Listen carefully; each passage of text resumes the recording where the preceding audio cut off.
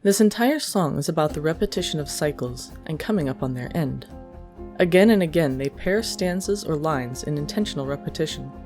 The first, Heart of Ember, Autumn Tide, seems to speak of the distant past, the tragedy of the ancients, and the next repetition of that line seems to speak of the apocalypse looming on the horizon of Endwalker.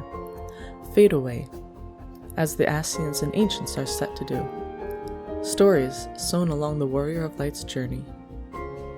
Even the Dragonspeak lyrics repeat the initial "Our slumber disturbed" line, and the Stormblood section goes into a call and response.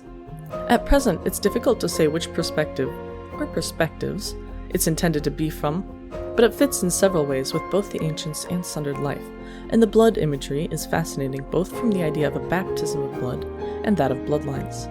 And this section also brings together the two separate parts, as souls align.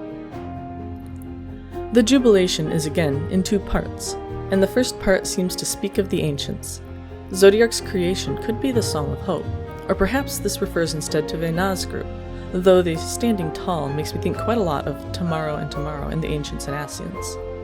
The second half seems guaranteed to be the Warrior of Light, perhaps even specifically on their journey to the moon. I'm not sure what precisely to make of the Shadowbringer's lyrics. Tumbling down to the never seems a direct contradiction to rising on the wings of hope to let our chorus ring. I suspect something goes wrong, and this is our fall from grace, our death, whether literal or figurative, the obstacle we must overcome.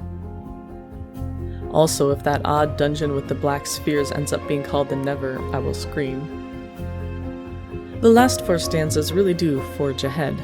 The first two I read again as looking to the past, perhaps hinting at what Azim might have been up to during and after the final days, and then the Ascians, now likely free of Zodiark's influence, finding the strength to move forward. The last two are definitely more forward-looking. Fearless Hearts Ablaze calls back to the Heart of Ember at the beginning of the song, as the conflict reaches a head, as the end comes, and we, with the stars at our side, forge a new beginning.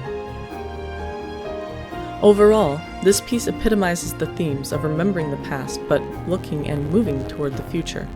Those who went before have led us, and now we finish their work, ending the cycles of violence, of hatred, perhaps even the rebirth of old souls, allowing for new life to have its day. For each ending marks a new beginning.